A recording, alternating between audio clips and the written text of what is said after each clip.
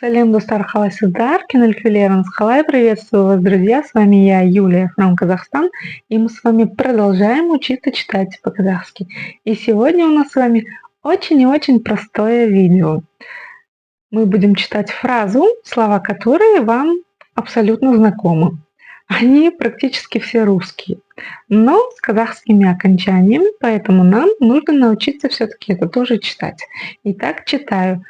Фраза звучит так по-русски: нематериальные активы. Материалдық емес активтер. Как это все образуется? Это грамматика. Я только лишь разберу вам, как читаются эти окончания вкупе с этими словами. Итак, первое слово. Материалдық. От слова материал. Думаю, прочитать это не составит никакого труда, но если что, читаем по слогам. Мате, материи, материал. Дальше окончание дк. Буква «ы» читается очень и очень кратко, в отличие от русской буквы «ы». Да-да-да, в казахском языке есть отличие в ее произношении. Дальше у нас идет буква «ха», та, которая с хвостиком снизу. В казахском языке их две штуки. Буква «к» обыкновенная и буква «х» с хвостиком снизу. Образуется следующим образом. Нам нужно просто откашляться через букву «х». «Х». «Х». Знаем окончание это целиком. «Дк». «Дк». «Дк». Прибавляем к слову, и у нас получается следующее.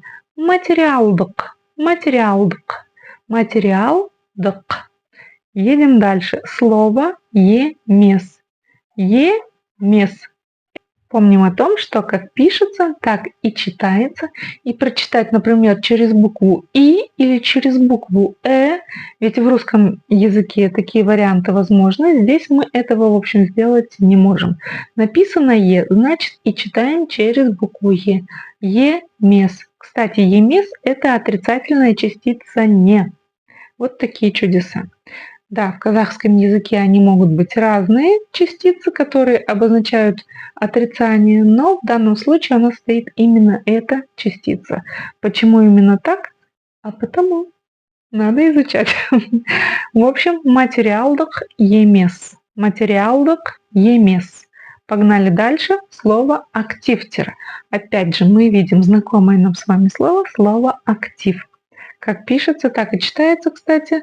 Распространяется данное правило и на это слово. Актив. Дальше окончание множественного числа, окончание тер. Тоже как пишется, так и читается. Не активтер, а именно активтер через е. Активтер. А теперь соединяем все целиком. Материалдық емес активтер. Материалдық емес активтер. Материалдық емес активтер. Дамы и господа, я надеюсь, у вас все с легкостью получилось. Так что увидимся в следующий раз. Ваша Юля from Казахстан.